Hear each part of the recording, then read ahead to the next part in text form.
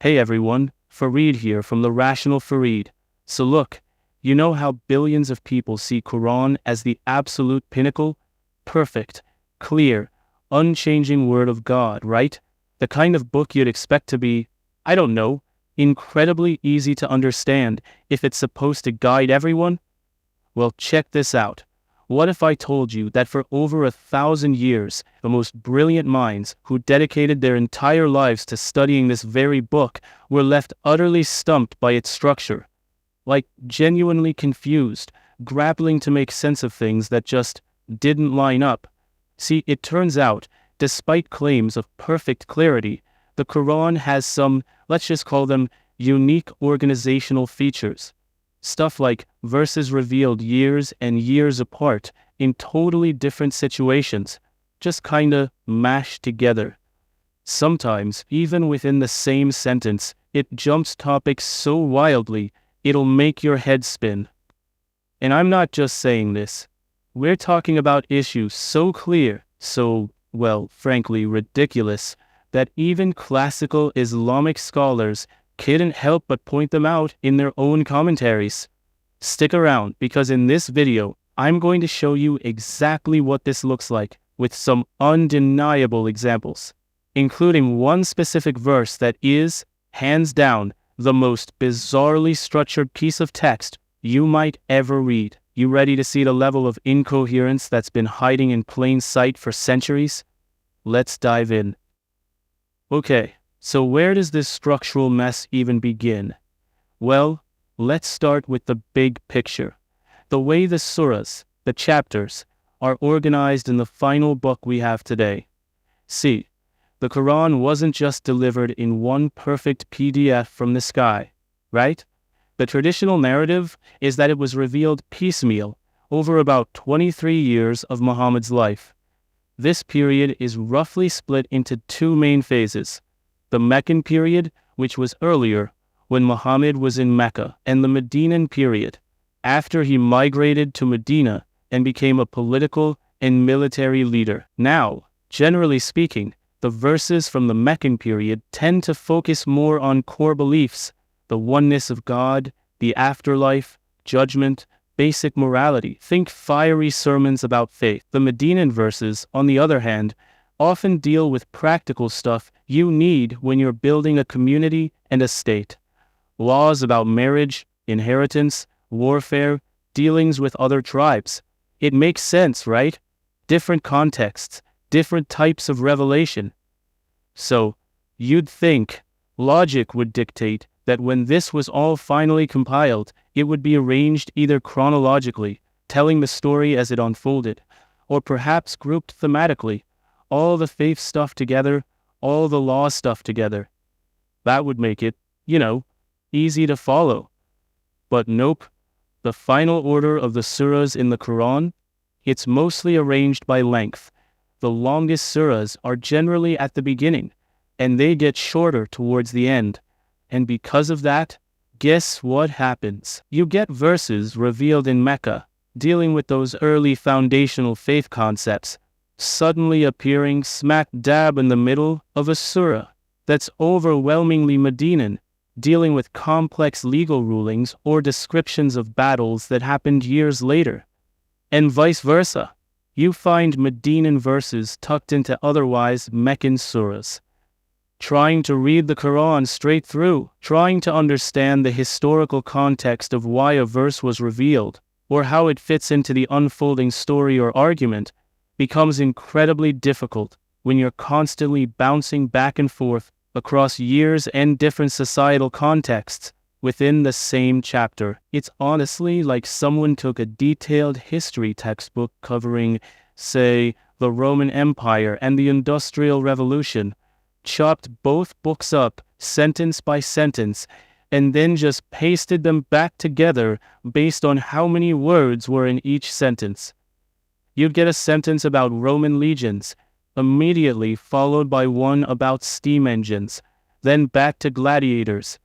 It destroys the narrative flow, the context, everything. And that kind of structural mess is just the first layer of the incoherence we find in the Quran. So, you've got surahs mixing different historical periods, making context a headache. But the incoherence doesn't stop there. It drills down, sometimes into the actual structure within a single verse. Yeah, you heard that right. Imagine a single sentence, or just a couple of lines of text. You'd expect it to follow one thought, right? It starts talking about topic A, develops topic A, finishes topic A. Logical flow.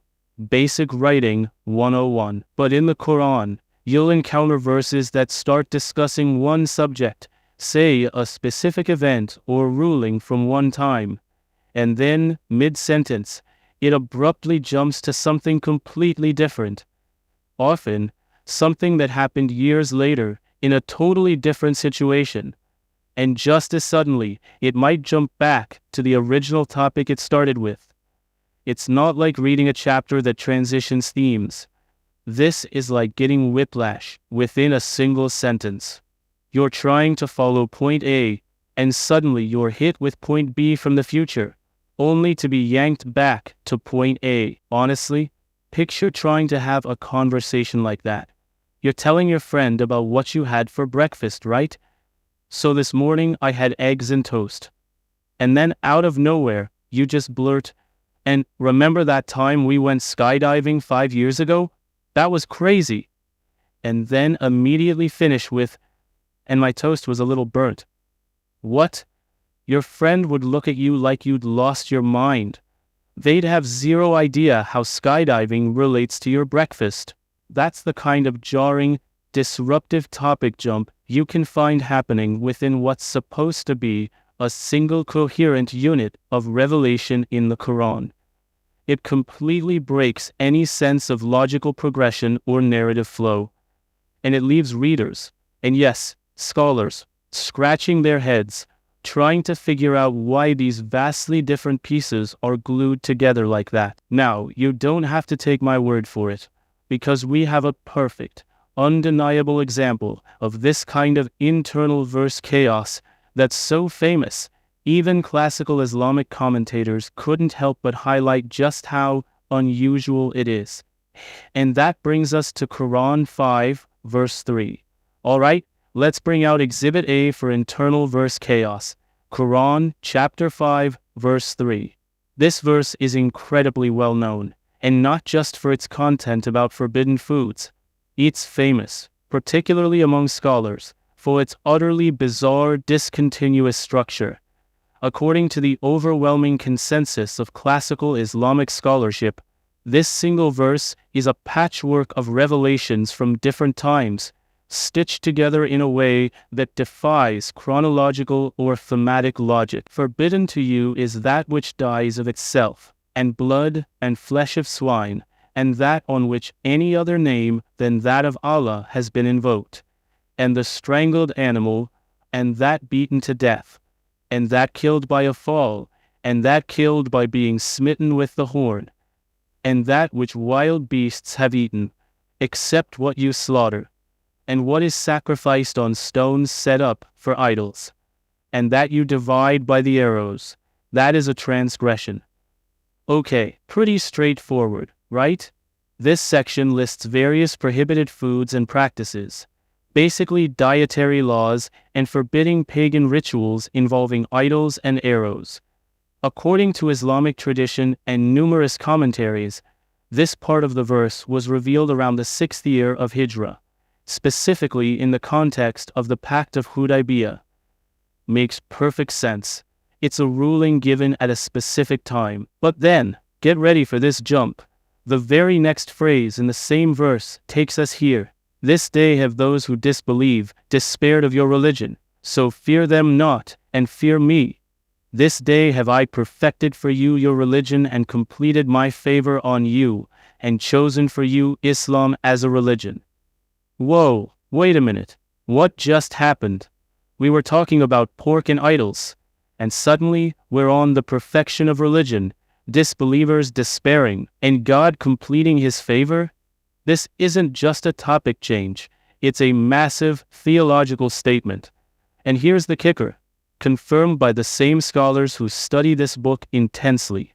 This second part of the verse was revealed at a completely different time, not the 6th year of Hijrah, but the 10th year of Hijrah, during Muhammad's last sermon on the plains of Arafat. That's approximately 4 years later. Just about 81 days before Muhammad passed away. There is absolutely zero thematic connection between a list of forbidden foods and the declaration that the religion is perfected, revealed 4 years apart. It's like inserting a wedding vow into the middle of a grocery list. And you don't have to trust my atheist interpretation here. Look at what renowned Islamic commentators themselves say. Maulana Maududi, in his Tafhim al-Quran, explicitly states that this middle part was revealed at the time of last sermon in the 10th Hijri year, while the initial part was about Hudaybiyah in the 6th year. Or take Maulana Taqi Uthmani, another highly respected scholar. He recounts the famous narration where Umar ibn Khattab is told by a Jew that if this verse had come to them, they'd make it a holiday. Umar confirms its revelation at the last sermon in the 10th year, detailing the exact place and prayer time. They acknowledge the distinct time and event for this middle section. And just when you think you might find a new theme, the verse makes its third, final jump. But whoever is compelled by hunger, not inclining willfully to sin, then surely Allah is forgiving, merciful. And we're back to forbidden foods, specifically adding an exception for necessity due to hunger. And according to tradition, this part was also revealed around the 6th year of Hijrah, relating to the same context as the first part. So in one single verse, one purported unit of divine speech, you travel from year 6, food laws, jump 4 years ahead to year 10, religious perfection, and then snap back to year 6, food law exception. Food, theology, food. Years apart, mashed together. This isn't just a little bit of historical layering. This is a profound, acknowledged discontinuity within a single verse. It's the textual equivalent of a jump scare followed by a flashback within the same sentence. And frankly, claiming this level of structural chaos is the sign of a perfectly clear, divinely organized book that requires some truly impressive mental gymnastics, or, as we discussed earlier, perhaps a strong dose of something else. So, after seeing that example in 5.3, or learning about the Meccan and Medinan mashup, a natural thought is, isn't this just normal for old religious texts? And yeah, let's be real for a second. No ancient collection of writings, compiled over centuries like the Bible, is going to be perfectly organized by modern standards. The Bible has different authors, historical layers, different genres, narrative history, poetry, law codes, letters. It has its own complexities and passages that require context and study, absolutely. But, and this is a really important but, the level and type of structural and internal discontinuity in the Quran and the resulting difficulty for a reader feels profoundly different. Think about it this way. A reasonably intelligent person can pick up, say, the Gospel of Luke, or the book of Genesis, or even parts of the laws in Exodus, and follow a story.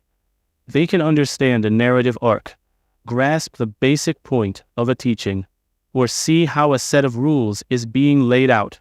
It's generally presented in a way that allows a new reader to get a significant sense of the content and flow, even if they miss nuances. It's largely sequential, or at least grouped thematically in larger blocks. Now, try that with the Quran. Pick it up, open to Surah 2, and just start reading. Can you easily follow a developing narrative? Do the topics in a given surah stick together logically? When a rule is mentioned, is it explained in a way that makes sense without knowing the specific historical event it supposedly came down for? As we've seen, You're constantly jumping between vastly different topics and time periods, sometimes even within the same verse. To make sense of the Quran, an ordinary reader almost immediately has to turn to external sources, the Hadith to provide context, the Sirah for the historical timeline, and centuries of complicated commentaries just to try and piece together why verses are where they are, what event they relate to, and how they interact with other verses. The difference isn't that one book is perfect and the other isn't. The difference is the accessibility for an ordinary reader. The Quran claims repeatedly to be clear, easy to understand, a guide for everyone. It says things like, "We have indeed made the Quran easy to understand and remember." But the reality, demonstrated by its chaotic structure and the absolute necessity of extensive external scholarship to even begin to make sense of it, seems to completely contradict that claim. It presents a level of difficulty for basic comprehension that goes far beyond what you typically find in major sections of other ancient religious texts. So, here's the real elephant in the room, right? If this incoherence is, as I've shown, apparent upon close examination, and even acknowledged in various ways by traditional scholars grappling with it for centuries, why doesn't it seem to register as a major problem for the vast majority of Muslims? Why do they continue to see the Quran as perfectly clear and miraculously organized? It's a huge question, and obviously complex. There are many factors, but I think a massive piece of the puzzle lies in something fundamental about human psychology and social dynamics. It boils down to the powerful effect of conformity. Think about the classic Asch conformity experiments from the 1950s. It was simple. Participants were shown a line and then 3 comparison lines, and asked which comparison line matched the original. Easy task, right? Anyone can see the correct answer. But here's the catch. Most people in the group were actors, instructed to deliberately give the wrong answer. What happened? A surprisingly high percentage of the real participants went along with the incorrect answer, even though it was obviously wrong to their own eyes, simply because everyone else in the group said it was right. They weren't necessarily forced, they conformed to the group's perception. Now, what does this have to do with the Quran? Everything. Imagine growing up in a community, a family, a culture, where from your earliest memories, this book is presented as the unquestionable, perfect, most beautiful thing in existence. You hear it recited reverently. You're taught that every word is from God, flawlessly preserved, a linguistic and structural miracle. This belief isn't something you arrive at independently after a critical, unaided study of the text structure. It's the foundational reality you are raised in. Questioning the book's perfection, pointing out structural oddities is often subtly, or not so subtly, discouraged. You are taught that any confusion is your fault, a lack of understanding, insufficient knowledge, not enough faith, not having the necessary background from the commentaries. So, when you encounter a passage that seems jarring or contradictory, like the jumps in Surah 5:3, your brain already has the framework ready. The book is perfect. Therefore, any apparent problem must be something you misunderstand, or something explained by the tafsir or the historical context provided by hadith. You learn to rely entirely on these external explanations to smooth over the discontinuities, to find the hidden wisdom or the historical reason why things are structured the way they are. The group, your family, your teachers, the imams, the vast tradition of scholars, all affirm the book's perfection. This creates an incredibly powerful conformity effect. You learn to see the book through the lens of that pre-established belief. It's not that individuals can't ever see the issues. It's that the social and intellectual environment makes it incredibly difficult to perceive them as genuine problems with the text itself. Rather than challenges to your own understanding, or simply matters of accepted interpretation handed down through tradition.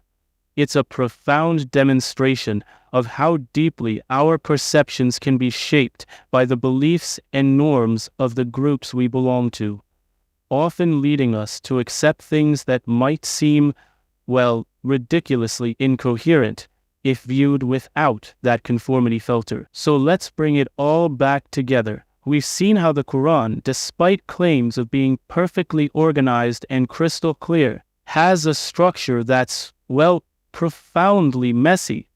From the way verses revealed years apart in different contexts are mashed together across surahs, to the jarring topic jumps that can happen even within a single verse, like our infamous example in Quran 5:3, where we time-traveled from food laws in year 6 to theological perfection in year 10 and back to food laws in year 6, all in one breath.